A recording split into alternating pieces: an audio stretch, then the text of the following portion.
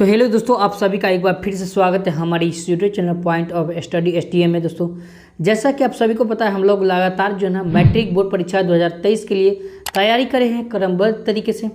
जी हाँ दोस्तों, अगर मैं गारंटी देता हूँ, समझिए, अगर मेरा जो भी नोट्स और जो भी वीडियो अगर लेक्चर देखते हैं, ठीक है, अगर उसे है ना आप पूरा केयर कर लेते हैं तो मेरा दावा है कि आप मैट्रिक बोर्ड परीक्षा 2023 में 400 प्लस आपका रिजल्ट आएगा। जी हाँ दोस्तों, अगर आपका भी सपना है कि मैं टॉपर बनूं, जिला टॉपर, बिहार टॉपर, जो भी टॉपर बनना चाहते हैं, तो आपका जो सपना है मैं पूरा करके दिखाऊंगा।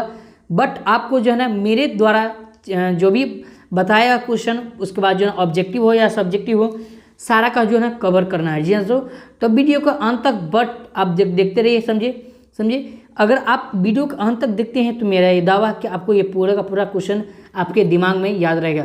क्योंकि मैं आपको बता दूं कि आपको जो है ना प्रत्येक दिन जो है ना मेरे यूट्यूब चैनल पर आपको क्वेश्चन के साथ साथ ऑब्जेक्टिव क्वेश्चन का भी तैयार कराया जाएगा और बुक का भी तैयारी कराया जाएगा और सिलेबस पूरा का पूरा आपको कवर हो जाएगा 6 महीना के अंदर में, ठीक है।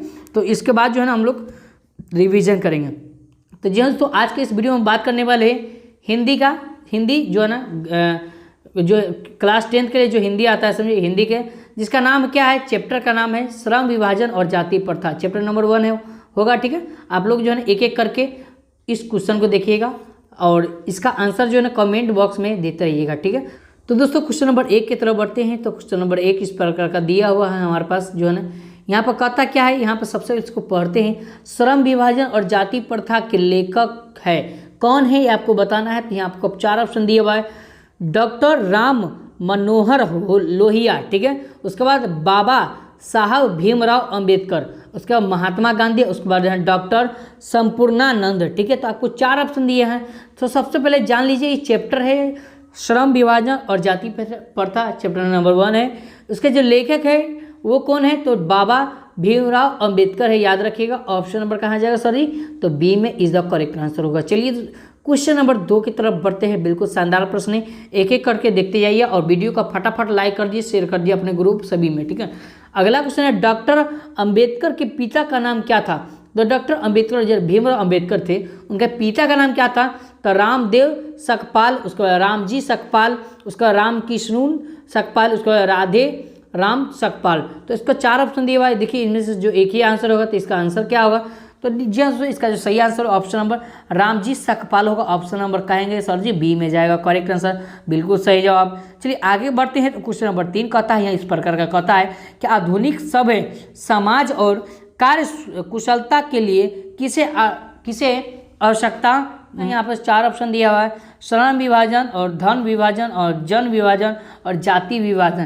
तो जी हाँ दोस्तों, ये आधुनिक और सभ्यता समाज जो है ना कार्य कुशलता, जो इसके लिए जो है ना वो किसे माना जाता है, तो श्रम विभाजन को माना जाता है। ऑप्शन नंबर कहाँ जाएगा सर जी, तो ए में जाएगा करेक्ट आंसर। चलिए आगे बढ़ते हैं। तो क्वेश्चन नंबर 4 जो इस प्रकार कहता है कि जाति प्रथा जो है ना, जाति प्रथा भारत में बेरोजगार का एक कारण बनी हुई है। डॉट है जो है कारण बनी हुई है। किसका कारण, प्रत्यक्ष का, प्रमुख का, ये भी दोनों का, और इनमें से कोई नहीं। तो क्या होगा इसका आंसर, ये और ये दोनों होगा, ये कि ये होगा, ये होगा, क्या होगा।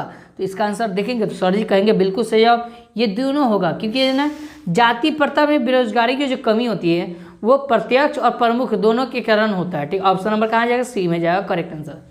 चलिए आगे बढ़ते हैं। तो क्वेश्चन नंबर 5 इस प्रकार कहता है कि मूक नायक क्या है, ठीक है। जो है ना मूक नायक जो है क्या है, बताइए इसका आंसर क्या होगा, बताइए। तो जी हाँ दोस्तों, इसमें 4 ऑप्शन दिया हुआ है। यहाँ देखिए, पहला है अखबार, पत्रिका, पुस्तक, कहानी संग्रह। तो जी हाँ दोस्तों, इसका आंसर देखने की कोशिश करेंगे तो बिल्कुल करेक्ट जवाब होगा, क्या होगा, ये मूक नायक एक पत्रिका है, ठीक है, पत्रिका है। ऑप्शन नंबर कहाँ जाएगा सर जी, बी में जाएगा करेक्ट आंसर। चलिए आगे बढ़ते हैं। तो क्वेश्चन नंबर 6 का था, यहाँ देखिए इस प्रकार का दिया हुआ है, डॉक्टर भीमराव अंबेडकर की मृत्यु कब हुआ था और कहाँ हुआ था। ये काफ़ी शानदार प्रश्न है, दोनों प्रश्न में आप याद रखिएगा, कब हुआ था आपसे पूछा जाएगा या कहाँ हुआ था। तो दोनों तरीके से आपको बताना है, याद रखिए, दोनों आपको सटीक में याद रखना है, ठीक है। तो इसका आंसर देखेंगे तो यहाँ पर दिया हुआ है 1956 दिल्ली, उसका 1957 मध्य प्रदेश, 1958 वाराणसी और 1959 बिहार। तो जी हाँ दोस्तों, भीमराव जो अम्बेडकर जो मृत्यु हुआ था और कब हुआ था, तो 1956 ईस्वी में दिल्ली ही में हुआ था। ठीक है, दिल्ली में हुआ था, याद रखिएगा। तो ऑप्शन नंबर कहेंगे sir ji, option number A में जाएगा सही आंसर। आगे प्रश्न कहता है, यहाँ देखिए, डॉक्टर भीमराव अंबेडकर का जन्म कब हुआ था? तो है ना, कब हुआ था? ये यहाँ पर मृत्यु की बात हो रही थी, यहाँ पर क्या हो रहा है? जन्म की बात हो रही है। तो डॉक्टर भीमराव अंबेडकर का जो जन्म हुआ था वह 14 अप्रैल 1891 ईस्वी में हुआ था, याद रखिए मेरे पे। ऑप्शन नंबर कहेंगे सर जी, डी में जाएगा, बिल्कुल करेक्ट जवाब। चलिए आगे बढ़ते हैं। तो अगला प्रश्न इस प्रकार कहता है कि जो भीमराव अंबेडकर जो है ना, भीमराव अंबेडकर की जो दृष्टि में भाईचारे का वास्तविक रूप कैसा होता है? ठीक है, तो अंबेडकर की दृष्टि में भाईचारे का जो वास्तविक रूप है वो कैसा होता है? तो पहला में दिया हुआ है ऑप्शन नंबर ए, दूध और शक्कर के मिश्र की तरह। जब दूध और शक्कर को जो है मिला दिया जाता है तो वो क्या होता है? एक आपस में मिल जाता है। ठीक है, तो उसी तरह है दूध और पानी के मिश्रण की तरह, और तिल और तंडुल की मिश्रण की तरह, और अगला है पानी और नाक के मिश्रण की तरह। तो जी दोस्तों, इसका सही जवाब क्या होगा? तो 8वां का जो ऑप्शन नंबर क्या होगा? तो हम लोग कहेंगे सर जी, दूध और पानी के मिश्रण की तरह मिल जाता है, ये ऐसा दृष्टि था, उसका वास्तविक रूप था। ठीक है, तो ऑप्शन नंबर बी में जाएगा सही आंसर। चलिए आगे बढ़ते हैं। तो इस प्रकार का दिया हुआ है कि भारतीय संविधान के निर्माण में महत्वपूर्ण भूमिका किसकी है? ठीक है, तो जब भारतीय संविधान की बात किया जाए तो सबसे महत्वपूर्ण भूमिका है वो किसका है? तो डॉक्टर भीमराव अंबेडकर का है मेरे प्यारों, क्योंकि भीमराव अंबेडकर ने पूरा संविधान को लिखा है और उन्होंने संविधान को अनुच्छेद में बांटा है, याद रखिए मेरे प्यारों। तो ऑप्शन नंबर ए हो जाएगा सही आंसर। चलिए आगे बढ़ते हैं। तो अगला प्रश्न कहता है कि सभ्य समाज की आवश्यकता होती है। तो सभ्य समाज की जो आवश्यकता होती है, जाति प्रथा, श्रम विभाजन, अनुबंध, उसको दूध पानी। तो इसका सही जवाब क्या होगा? तो समझिए, इसका जो आंसर देखेंगे तो सर जी कहेंगे बिल्कुल सही जवाब होगा, और ऑप्शन नंबर वो श्रम विभाजन होगा, ऑप्शन नंबर बी में जाएगा, क्योंकि ये चैप्टर ही है श्रम विभाजन और जाति प्रथा के बारे में। ठीक है, चलिए आगे बढ़ते हैं। तो अगला प्रश्न कहता है कि प्राथमिक दीक्षा प्राप्त करने के बाद अंबेडकर उच्च शिक्षा प्राप्त करने के लिए कहाँ गए थे? याद रखिएगा, जब है ना प्राथमिक शिक्षा प्राप्त कर लिए तो भीमराव अंबेडकर ने उच्च शिक्षा प्राप्त करने के लिए कहाँ गए थे? तो इटली गए थे, दक्षिणी अफ्रीका गए थे। जवाब इसका जो होगा वो ऑप्शन नंबर सी ही होगा, न्यूयॉर्क में गए थे, याद रखिएगा। ठीक है, न्यूयॉर्क में गए थे, याद रखिएगा। ठीक है, चलिए आगे बढ़ते हैं। तो अगला प्रश्न कहता है, यहाँ देखिए, तो दी यहाँ दोस्तों क्वेश्चन नंबर 12 का जो कहता है इस प्रकार दिया, अंबेडकर चिंतन व रचनात्मकता के लिए प्रेरक व्यक्ति थे, वो कौन थे? ठीक है, तो बुद्ध थे, कबीर थे, ज्योतिबा फूले थे, उसके बाद इनमें से सभी।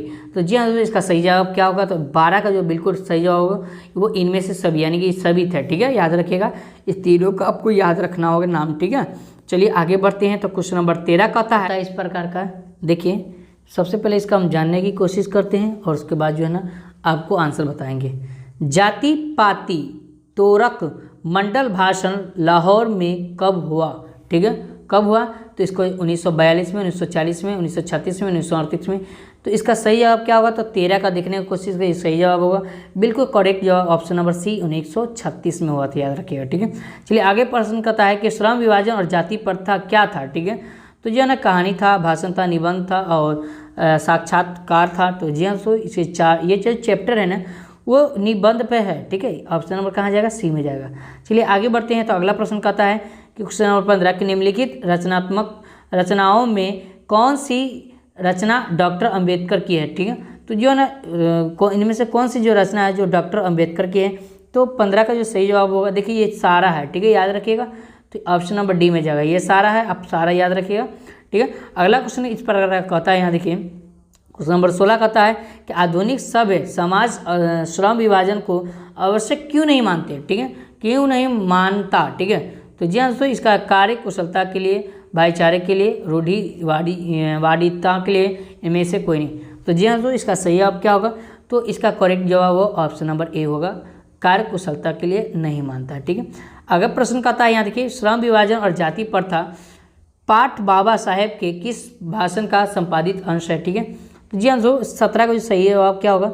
तो इसका सही जवाब भी बिल्कुल सही जवाब वो ऑप्शन नंबर सी होगा, याद रखिएगा, एनिहिलेशन ऑफ कास्ट होगा, याद रखिएगा। ठीक है, चलिए आगे बढ़ते हैं। तो अगला प्रश्न कहता है अंबेडकर के भाषण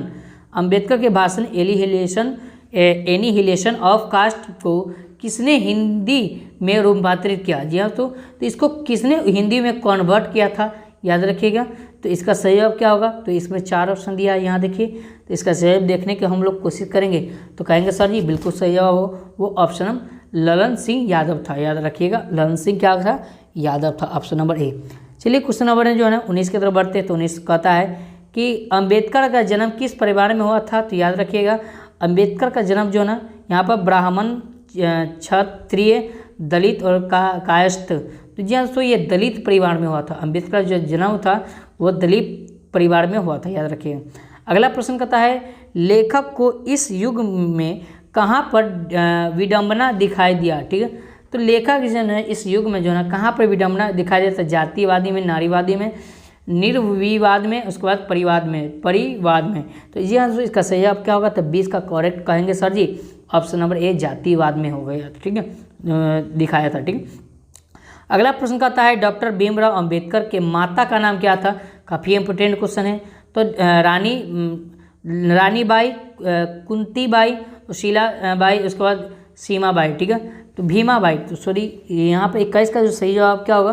तो ये क्या है? भीमाबाई, ठीक है, 21 का डी भीमाबाई था, याद रखिएगा। ठीक है, चलिए आगे बढ़ते हैं। तो अगला प्रश्न कहता है डॉक्टर अंबेडकर ने पीएचडी की उपाधि कब धारण की? ठीक है, तो यहाँ पर 4 ऑप्शन दिया हुआ 1920 में, 1918 में, 1916 में, 1914 में। तो इस 22 का सही जवाब क्या होगा? तो ऑप्शन नंबर कहेंगे सर जी 1916 में क्या था, याद रखिएगा। चलिए काफ़ी महत्वपूर्ण प्रश्न सब आ रहा है यहाँ पे, एक एक करके देखते हैं, ये नोट करते चलिए।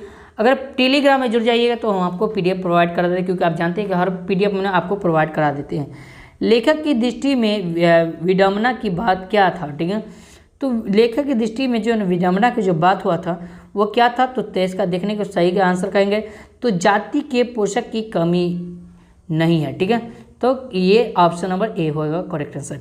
चलिए आगे बढ़ते हैं। तो क्वेश्चन कहता है कि लेखक की दृष्टि में आदर्श समाज और कैसी होनी चाहिए? ठीक है, तो आदर्श जो समाज वो कैसी होनी चाहिए? तो आपको 4 ऑप्शन दिया है जहाँ पर देखिए। तो इसका जो सही जवाब क्या होगा? तो 24 का कहेंगे सर जी बिल्कुल करेक्ट जवाब होगा वो ऑप्शन नंबर ए होगा, जिसमें स्वतंत्रता, समानता और भ्रामतित्व का भाव हो। ठीक है, याद रखिएगा ये संस्कृति वर्ड है, आप लोग है ना इसे आप कठिन परिश्रम में आप देख रहे होंगे, लेकिन कोई बात नहीं है, आप या आसानी से याद इसको कर सकते हैं। ठीक है, चलिए आगे बढ़ते हैं। तो अगला प्रश्न कहता है कि लेखक बेरोजगारी का जो प्रमुख और प्रत्यक्ष कारण किसे मानते हैं? ठीक है, तो किसे मानते हैं? याद रखिए जो लेखक है बेरोजगारी का प्रमुख प्रत्यक्ष कारण किसे मानते हैं? तो शिक्षा को, संख्या को, उसके जाति प्रथा को, उद्योग धंधों की कमी को। ठीक है, तो यहाँ पर 25 का जो सही जवाब क्या होगा? तो हम लोग कहेंगे सर जी वो जाति प्रथा को मानते हैं। क्या आते हैं? जाति प्रथा, क्योंकि लेखक जो है बेरोजगारी जो है ना वो जाति प्रथा को मानते थे। ठीक है, अगला प्रश्न कहता है question number 26 the caste in India their mechanism किनकी रचना है? ठीक है, तो यहाँ पर the caste of India their mechanism किसकी रचना है? तो भीमराव अंबेडकर, राम मनमोहर लोहिया, उसके बाद महात्मा गांधी, सुखदेव। तो इसका सही जवाब कहेंगे 26 का, तो बिल्कुल सही जवाब ऑप्शन नंबर क्या कहलाएगा? ए भीमराव अंबेडकर हो जाएगा। ठीक है, चलिए आगे प्रश्न कहता है यहाँ पर देखिए कि आर्थिक पहलू से भी जाति प्रथा है। ठीक है, तो आर्थिक पहलू से भी जाति प्रथा लाभदायक है, हानिकारक है, अनुकूल है, इनमें से सभी है। तो 27 का कहेंगे सर जी क्या होगा? तो हम लोग कहेंगे sir ji option number B हानिकारक होगा, याद रखिएगा। चलिए आगे प्रश्न कहता है कि डॉक्टर भीमराव अंबेडकर का जन्म कहाँ हुआ था? तो आपको मैं बताया था ना कि डॉक्टर भीमराव अंबेडकर का जो जन्म हुआ था वो कहाँ हुआ था? तो ऑप्शन नंबर याद रखिएगा ये मध्य प्रदेश, महू के मध्य प्रदेश में हुआ था, याद रखिएगा। ठीक है, चलिए आगे प्रश्न कहता है, ये हमारा सेकेंड लास्ट प्रश्न है कि डॉक्टर अंबेडकर ने किस पत्रिका का संपादन किया?